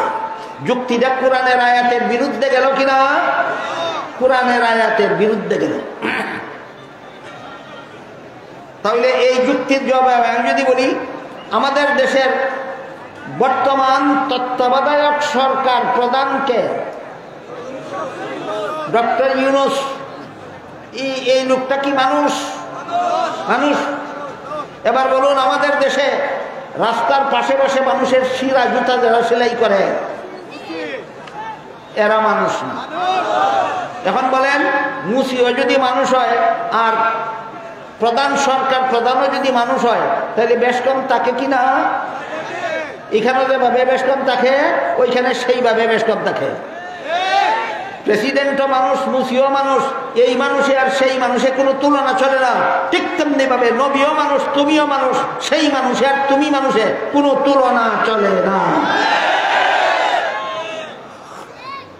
তাই হযরত ঈসা আলাইহিস সালাম হাশরের মাঠে মানুষদেরকে বলবেন, আমার দুইটা কথা শোনো, আমাকে আল্লাহ খ্রিস্টানদের নবী বানাইয়া পাঠাইছিলেন তাদেরকে আল্লাহর ইবাদত শিক্ষা দেওয়ার জন্য। কিন্তু আমি দুনিয়ার থেকে বিদায় হওয়ার পরে আমার উম্মত খ্রিস্টানেরা আল্লাহর ইবাদত ছেড়ে দিয়ে আমি নবীর পূজায় লিপ্ত হয়ে গিয়েছিল। এমন অবস্থায় আমি যদি তোমাদের হিসাব নিকাশ শুরু করার জন্য আল্লাহর দরবারে সুপারিশ করতে যাই, আর আল্লাহ যদি প্রশ্ন করে বসেন, এই ঈসা নবী অন্য মানুষের হিসাব শুরু করার জন্য সুপারিশ কইর পরে, আগে বলো তুমি দুনিয়ার থেকে বিদায় হওয়ার পরে তোমার উম্মতে তোমার পূজা করলো কেন? তখন তোমাদের পক্ষে কথা বলবো দূরের কথা, আমার নিজের এই জান বাঁচাতে পারবো না। এই কারণে আমারও সাহস নাই, তোমাদের হিসাব নিকাশ শুরু করার সুপারিশ করার সাহস আমার নাই। এভাবে সমস্ত নবী কারণ দর্শাবেন, সব নবীর কারণ একদিনে বলে শেষ করা যাবে না। শুধু ঈসা নবীর দর্শানো কারণটা বললাম। একটা কথা ঈসা নবী হাসরের মাঠে মানুষকে বলবেন, আর একটা কথা বলবেন, সেটা শুনুন মনোযোগ দিয়া। সেটা হলো ঈসা নবী হাসরের মাঠের মানুষকে বলবেন, হে হাসরের মাঠের মানুষ শোনো, আজকে মানব জাতির হিসাব নিকাশ আল্লাহ কোন নবীর সুপারিশে শুরু করবেন না, একমাত্র মুহাম্মাদুর রাসূলুল্লাহর সুপারিশ ছাড়া। সুপারিশের প্রস্তাব নিয়ে যদি সফল হতে চাও একমাত্র মুহাম্মাদুর রাসূলুল্লাহর কাছে যাও। ওই দিন যারা নবীকে আটকুরা বলে গালি দিয়েছিল, মনে আছে? যারা নবীকে আটকুরা বলে গালি দিয়েছিল, যারা বলেছিল মুহাম্মদের ছেলে বাসে না, সে দুনিয়ার থেকে বিদায় হওয়ার পরে তার সুনাম রক্ষা করার মতো কেউ নাই। আল্লাহ বলেন কাউসারের দ্বারা দুনিয়াতেও আপনার সুনাম রক্ষা হবে, আখিরাতেও আপনার সুনাম রক্ষা হবে। আখিরাতে কাউসারের দ্বারা যতভাবে আপনার সুনাম রক্ষা হবে, এর মধ্যে একটা হলো সেই দিন আবু জাহাল দেখবে তার হিসাব নিকাশ আমি শুরু করি না আপনার সুপারিশ ছাড়া। আবু লাহাব দেখবে তার হিসাব নিকাশ শুরু হয় না আপনার সুপারিশ ছাড়া। আস ইবনে ওয়াইল দেখবে হিসাব নিকাশ শুরু হয় না মুহাম্মদুর রাসূলুল্লাহর সুপারিশ ছাড়া। সমস্ত বেঈমান কাফিরেরা হাসরের মাঠে যখন দেখবে আপনার সুপারিশ ছাড়া কারো হিসাব নিকাশ শুরু হয় না, তখন বুঝবেন কাউসার কাকে বলে আর আপনার মর্যাদা সৃষ্টির শ্রেষ্ঠ কিভাবে হয়।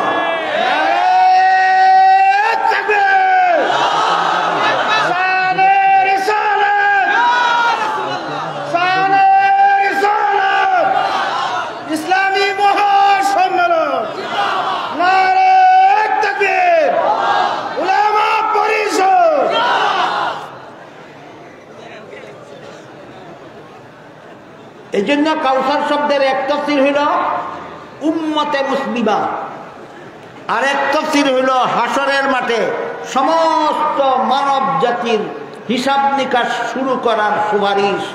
বলুন কোন কোন নবীর গুণ? এত বিপুল পরিমাণ উম্মতের নবী হওয়া কোন কোন নবীর গুণ? একমাত্র আমাদের নবীর গুণ। 490 কোটি উম্মত বিনা হিসাবে জান্নাতে যাওয়ার সৌভাগ্য লাভ করা একমাত্র আমাদের নবীর আলাদা গুণ। হাসরের মাঠে কোনো বেদিন কাফিরেরও হিসাব নিকাশ শুরু না হওয়া আমাদের নবীর সুপারিশ ছাড়া, এটা একমাত্র আমাদের নবীর আলাদা গুণ। কাউসার শব্দের 3 নম্বর তাফসীর, কাউসার শব্দের 3 নম্বর তাফসীর হলো হাউজে কাউসার।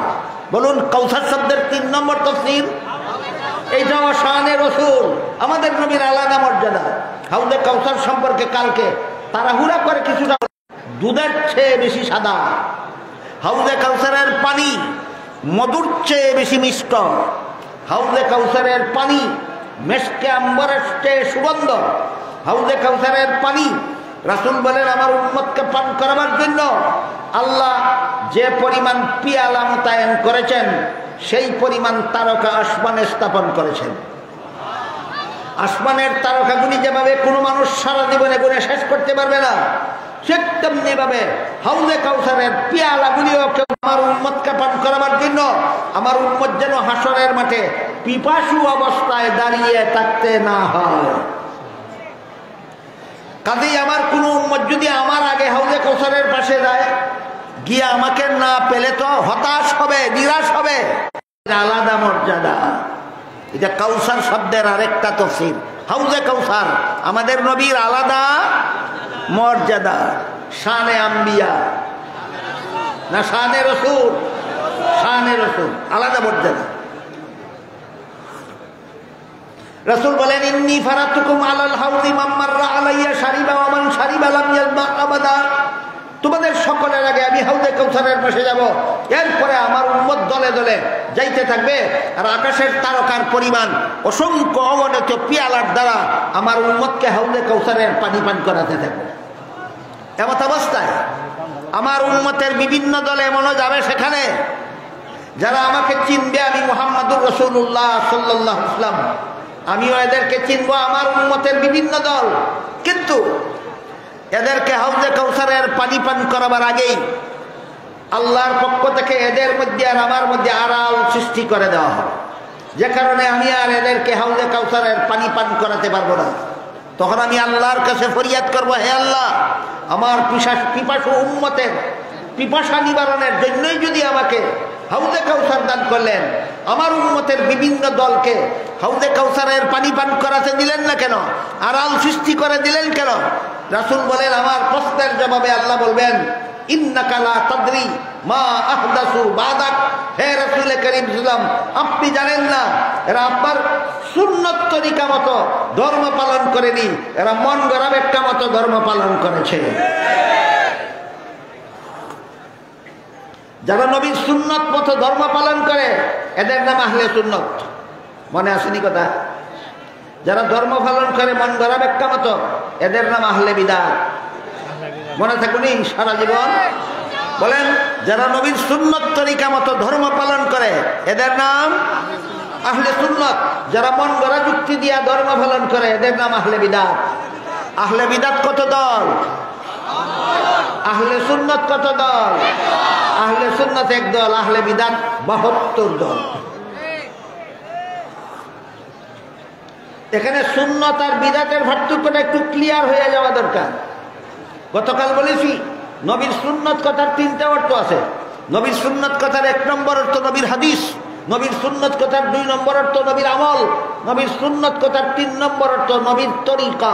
নবীর হাদিস, নবীর আমল, নবীর তরিকা। নবীর সুন্নত কথার 3 নম্বর অর্থ যে নবীর তরিকা, এর বিপরীতটার নাম বেদাত। নবীর সুন্নত কথার 3 নম্বর অর্থ যে নবীর তরিকা, নবীর শিক্ষা দেওয়া পদ্ধতি, এর বিপরীতটার নাম বেদাত। উদাহরণ দিলে বলবেন, 5 বেলার নামাজও নামাজ, জুম্মার নামাজও নামাজ, ঈদের নামাজও নামাজ, জানাজার নামাজও নামাজ। একই পদ্ধতি না? 4টার 60 পদ্ধতি, 4টার 60 পদ্ধতি। 5 বেলার নামাজের পদ্ধতি হলো পুরুষরা মসজিদে গিয়ে জমাতের সাথে পড়বে, মসজিদের জায়গা না হইলে ভিন্ন কথা, শরীয়ত সম্মত উজর থাকলে ভিন্ন কথা। স্বাভাবিক অবস্থায় মুসলমান পুরুষের জন্য মসজিদে গিয়ে জমাতে নামাজ পড়া নবীর তরিকা, নবীর তরিকা। এই জমাতে শরীক হওয়ার সুবিধার জন্য 5 বেলার নামাজের জমাতের জন্য আযান দেওয়া নবীর সুন্নত। 5 বেলার নামাজের জমাতের জন্য আযান দেওয়া নবীর সুন্নত। এরপরে এই 5 বেলার নামাজের জমাতের জন্য একামত সুন্নত, আযানও সুন্নত, একামত সুন্নত। আযান কটা সুন্নত? একটা। 5 বেলার জমাতের জন্য নবীর তরিকা মতো আযান কবার? একবার। এক এক বেলা এক একবার, 5 বেলায় 5 বার, এক এক বেলা আযান জমাতের জন্য একবার আযান দেওয়া সুন্নত। এবার বলুন, জুম্মার নামাজের জমাতের জন্য একবার আযান সুন্নত না 2 বার আযান সুন্নত? তাহলে 5 বেলার নামাজের পদ্ধতি আর জুম্মার নামাজের পদ্ধতিতে কোনো বেশ কম নেই। 5 বেলার নামাজের জমাতের আগে খুতবা পড়া সুন্নত নয়, জুম্মার নামাজের জমাত শুরু হওয়ার আগে খুতবা পড়া সুন্নত। তাইলে 5 বেলার নামাজে খুতবা নাই কেন? নবীর তরিকায় নাই। জুম্মার নামাজে খুতবা আছে কেন? নবীর তরিকায় আছে।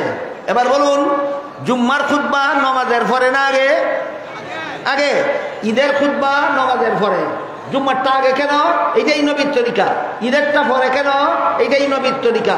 নবীর তরিকার বিরুদ্ধে যুক্তি দেওয়া, চাপাবাজি করা আহলে সুন্নতের কাজ নয়, আহলে বিদআতের কাজ।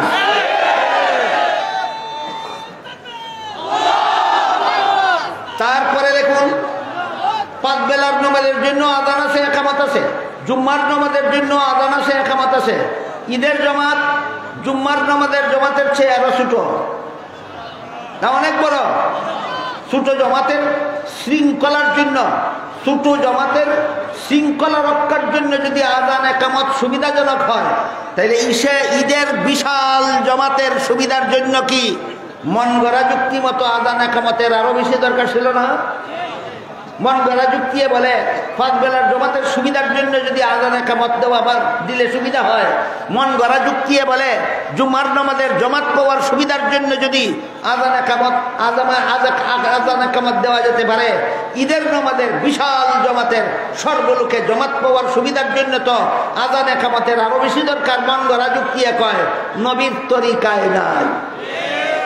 এখন যদি কেউ বলে 5 বেলার নামাজের জমাতের জন্য আযান দিলাম একামত দিলাম, ঈদের নামাজের জমাতের জন্য আযান দিলাম একামত দিলাম, জানাজার জুমার নামাজের জমাতের জন্য আযান দিলাম একামত দিলাম, ঈদের নামাজে আযান দিলাম একামত দিলাম, দোষ কি? ওই আহলে বিদাতের দলিল একটাই, দোষ কি? আহলে বিদাতের দলিল একটাই, কি দোষ কি?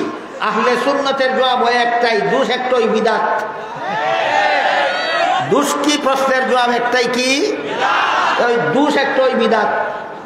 এরপরে দেখুন, ঈদের নামাজে রুকু আছে, সিজদা আছে, ঈদের নামাজে কোরআন তেলাওয়াত আছে, জানাজার নামাজে আযান নাই একামত নাই, রুকুও নাই সিজদাও নাই কোরআন তেলাওয়াত নাই। এখন যদি কেউ বলে অন্য নামাজে আযান দিলাম জানাজার নামাজে আযান দিলে দোষ কি? অন্য নামাজে একামত দিলাম জানাজার নামাজে একামত দিলে দোষ কি? অন্য নামাজে কোরআন তেলাওয়াত করলাম জানাজার নামাজে কোরআন তেলাওয়াত করলে দোষ কি?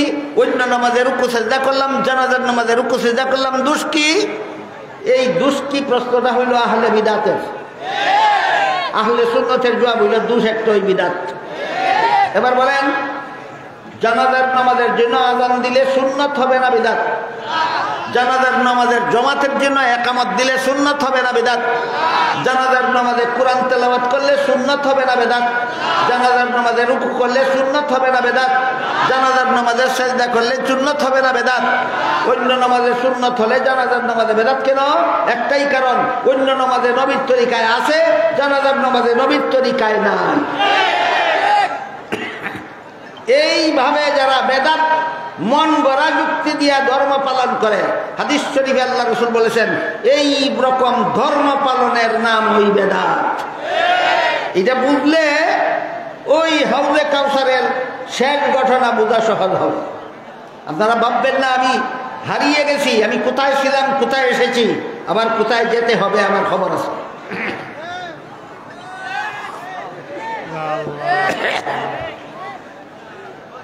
এর আগে আপনারা আমার জবাব দিতে হবে।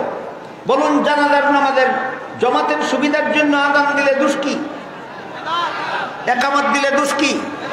জানাজার নামাজে কোরআন তেলাওয়াত করলে দোষ কি? জানাজার নামাজে রুকু করলে দোষ কি? জানাজার নামাজে সিজদা করলে দোষ কি? বেদাত। এই রকম বেদাত সম্পর্কে এই হাদিস শরীফে রাসূল করিম সাল্লাল্লাহু আলাইহি ওয়াসাল্লাম বলেন, ইয়াকুম ওয়া মুহদাসাতিল উমুর ফাইন্না কুল্লা মুহদাসাতিন বিদআতুন ওয়া কুল্লা বিদআতিন দালালা ওয়া কুল্লা দালালাতিন ফিন্নার, আও কামা ক্বালা আলাইহিস সালাতু ওয়াস সালাম।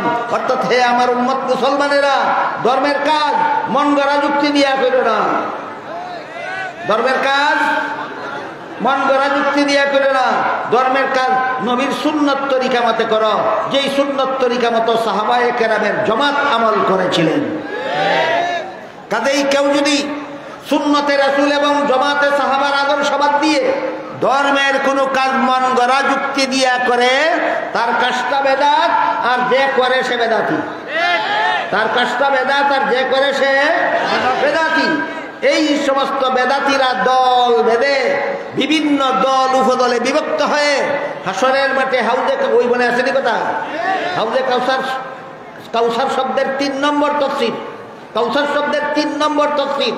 আল্লাহ রাসূল বলেন, লা ইয়ারিদান্না আলাইয়া আকওয়ামুন আরিফুহুম ওয়া ইয়ারিফুনানি সুম্মা ইউহালু বাইনি ওয়া বাইনাহুম ফাআকুলু ইন্নাহুম মিন্নি ফায়ুকালু ইন্নাকা লা তাদরি মা আহদাসু বাদাক ফাআকুলু সুক্কান সুক্কান লিমান গায়্যারা বাদি। অর্থাৎ রাসূল বলেন, ওই দিন আমার উম্মতের অনেকেই দলে দলে আমার কাছে হাউজে কাউসারের পাড়ে যাবে, কিন্তু এদেরকে হাউজে কাউসারের পানি পান করাবার আগেই আল্লাহর পক্ষ থেকে তাদের মধ্যে আর আমার মধ্যে আড়াল সৃষ্টি করে দেওয়া হবে। আমি আল্লাহকে জিজ্ঞেস করবো, হে আল্লাহ, হাউজে কাউসার আমাকে দান করলেন, আমার উম্মতের হাসরের মাঠে পিপাসা নিবারণ করার জন্য। এরাও তো আমার উম্মতের বিভিন্ন দল, এদেরকে হাউজে কাউসারের পানি পান করাবার আগেই আপনি কেন আড়াল সৃষ্টি করে দিলেন? আমাকে কেন আমার উম্মতের বিভিন্ন দলকে হাউজে কাউসারের পানি পান করাতে দিলেন না? আল্লাহর পক্ষ থেকে এই জবাব আসবে, ইন্নাকা লা তাদরি মা আহদাসু বাদাক। এরা আপনি দুনিয়ার থেকে বিদায় হওয়ার পরে আপনি যেই সুন্নত তরিকা রেখে এসেছিলেন সেইটা বর্জন করে মন গড়া তরিকায় ধর্ম পালন করেছিল। সুতরাং যারা বেদাত করে, মন গড়া তরিকা, মন গড়া যুক্তি দিয়ে ধর্ম পালন করে, এক হাদিসে আল্লাহ রাসূল বলেন এদের হাসরের বিচারে হাসরের মাঠে হাউজে কাউসার নসিব হবে না। হাসরের মাঠে এদের হাউজে কাউসার নসিব হবে না। আরেক হাদিসে আল্লাহ রাসূল বলেন যারা নবীর সুন্নত তরিকা বাদ দিয়া মন গড়া যুক্তি দিয়া ধর্ম পালন করে, একটা কাজ যদি ধর্মের মন গড়া যুক্তি মতে করে, যে সারা জীবন যত ফরজ বন্দেগী করবে, যত নফল বন্দেগী করবে, একটা বিদাতের কারণে তার জিন্দগির কোনো বন্দেগী আল্লাহর কাছে কবুল হবে না। এই জন্য রাসূল বলেন, আল্লাহ যখন আমাকে বলবেন এরা বেদাতি, এরা সুন্নতি নয়, এরা আহলে সুন্নাত নয়, এরা আহলে বিদআত, তখন আমি এদেরকে বলবো সুহকান সুহকাল লিমান গায়্যারা বাদি। আমার পরে যারা আমার সুন্নাত ছেড়ে দিয়ে বেদাত অবলম্বন করেছ, নবীর তরিকা বাদ দিয়ে মন গড়া যুক্তিতে যারা ধর্ম পালন করেছ, তোমাদের জন্য হাউজে কাউসারের পানি নয়। তোমরা আমার কাছ থেকে দূরে সরে যাও, দূর হও, দূর হও, দূর হও। কাজেই আহলে সুন্নাত হওয়া দরকার না আহলে বেদাত হওয়া দরকার? হ্যাঁ, বেদাত কারে কয়? বেদাত কয় যে নবীর সুন্নত কথার 3 নম্বর তো নবীর তরিকা, নবীর শিক্ষা দেওয়া পদ্ধতি। প্রত্যেকটা ইবাদত বন্দেগীতে নবীর শিক্ষা দেওয়া পদ্ধতি আছে, এই পদ্ধতিতে বর্জন করে এর বিপরীতে যারা মন গড়া যুক্তি দিয়া ধর্ম পালন করে, এরাই বেদাতি। এদের নাম আহলে বেদাত। এটা জান্নাতে যাওয়ার পথ নয়, এটা জাহান্নামে যাওয়ার পথ। তাই রাসূল বলেন ইয়াকুম ওয়া মুহদাসাতিল উমুর ফাইন্না কুল্লা মুহদাসাতিন বিদআতুন ওয়া কুল্লা বিদআতিন দালালা ওয়া কুল্লা দালালাতিন ফিন্নার আও কামা ক্বালা আলাইহিস সালাতু ওয়াস সালাম। সাবধান আমার উম্মত মুসলমানেরা, মন গড়া যুক্তি দিয়া ধর্ম পালন করো না, নবীর তরিকা মতো ধর্ম পালন করো, তাইলে আহলে সুন্নাত হবে। মন গড়া যুক্তি দিয়ে ধর্ম পালন করলে আহলে বিদআত হবে। আহলে বিদআত হলে জান্নাতের পথ হারাবে, জান্নাতের পথ হারালে জাহান্নামে যেতেই হবে। জান্নাতের পথ হারালে জাহান্নামে যেতেই হবে। সুতরাং শানে রসুলের একটা হলো উদাহরণ হলো আল্লাহ আমাদের নবীকে কাউসার দান করেছেন। এই পর্যন্ত কাউসার শব্দের কটা তফসির শুনাইলাম? 3টা তফসির। 1 নম্বর অসংখ্য অগণিত রুহানি আওলাদ মুসলমান উম্মত। 2 নম্বর হাসরের মাঠের শাফাআত। 3 নম্বর হাসরের মাঠে কোন শাফাআত, যে শাফাআতের দ্বারা সমস্ত জগৎবাসীর হিসাব নিকাশ আল্লাহ শুরু করবে। নবীর যে শাফাআতের দ্বারা হাসরের মাঠের সমস্ত মানুষের মুমিন বেদিন নির্বিশেষে সকলের হিসাব নিকাশ যার সুপারিশে শুরু হবে তাকেই শাফিয়ে মাহশার বলা হয়। শাফিয়ে মাহশার আমাদের নবীর শানে রসুল সুযোগ একটাও হয়। আবু জাহল তার দলবল নিয়ে নবীকে আট করা বলেছিল, আবু লাহাব তার দলবল নিয়ে নবীকে আট করা বলেছিল, ওয়াস ইবনে ওয়াইল নিজেদের দলবল নিয়ে নবীকে আট করা বলেছিল। আল্লাহ জবাবে বলেন, এত সব বিবরণের পরে বলেন ইন্না শানিআকা হুয়াল আবতার। এরা আপনাকে আট করা বলার পক্ষে যে যুক্তি দিয়েছে সেটা হলো করার কেউ নাই এদের দুনিয়াতে আখেরাতে। এদের সন্তান থাকা সত্ত্বেও এদের সুনাম রক্ষা করার মতো কেউ নাই। সুতরাং সুনাম রক্ষার কেউ না থাকলে যদি আটকুরা হয়, তাহলে আবু জাহাল আবু লাহাবের দল সন্তানের বাবা হওয়া সত্ত্বেও আবু জাহাল নিজেই আটকুরা, আবু লাহাব নিজেই আটকুরা।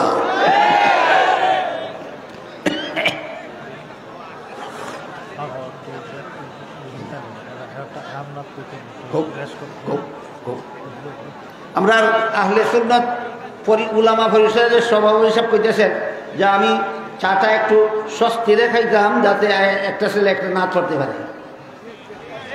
আমি ইচ্ছা করলে ফাঁকে কথার ফাঁকেও খাইতে পারি। আচ্ছা ঠিক আছে না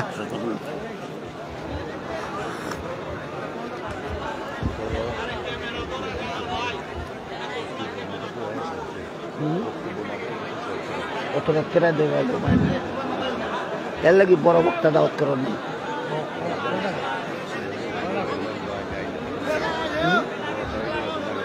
ওই জন্যই আগে আনতে দেবেন।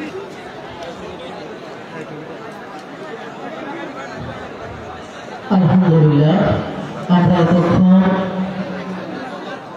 তরজমান আহলে সুন্নাত ওয়াল জামাত শাইখুল হাদিস আল্লামা নুরুল ইসলাম আলিপুরি হাফিজাহুল্লাহ হযরতের কাছ থেকে আমরা চমৎকার আলোচনা শুনছিলাম।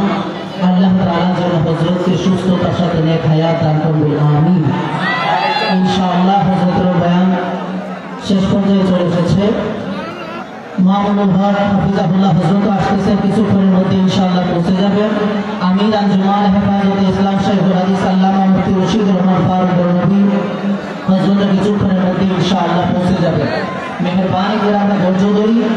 আমি আপনাদের সামনে রাসূল করিম সাল্লাল্লাহু আলাইহি ওয়াসাল্লামের নসব নামাজ শোনাবো।